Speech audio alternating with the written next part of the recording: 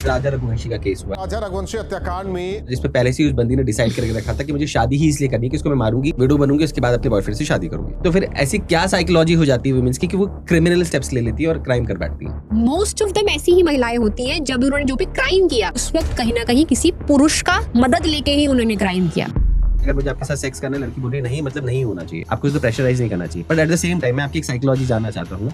आपके ब्रदर को या आपके फादर को दिख रहा है कि अगर मेरी बेटी थोड़े वैसे कपड़े पहन के अगर किसी एक पर्टिकुलर एरिया से जा रही है, उसके लिए अनसेफ है, और अगर उससे उसके फादर या उसके ब्रदर उसको रोक रहा है, तो क्या वो गलत कर रहा है? जर्मनी चले जाओ, आप किसी डिस्को में चले जाओ, वहाँ पे आप देखो सबने छोटे कपड़े पहने हैं, हर कंट्री के लोगों ने छोटे कपड़े पहने हैं। पे लड़के हैं वहाँ पे भी ड्रंक लड़के हैं, वहाँ पे कोई लड़की छोटे कपड़े पहन के आए तो उसे कोई वैसे नहीं दिखेगा।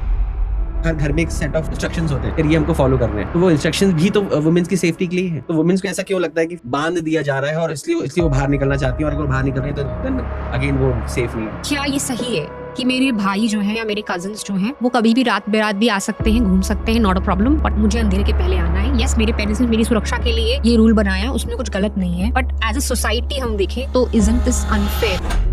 कि ऐसे भी केसेस देखे गए हैं कि पहले उसने कर दिया क्योंकि ड्रंक था, बाद में जब उसको होश आया तब ही वाज गिल्टी। मुझे ऐसी चीजें नहीं करनी चाहिए थी, बट उस समय वो चीज हो गई।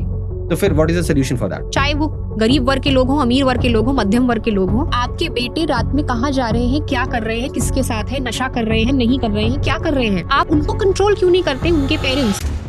फॉल्स केसेस में पुलिस कैसे पता लगाती है कि हाँ सच में रेप हुआ है? लड़की बोल रही है तो वो कानून तो वही मानेगा। कई बार ऐसी सिचुएशंस होती हैं जहाँ लड़का अपने आप को डिफेंड नहीं कर पाता।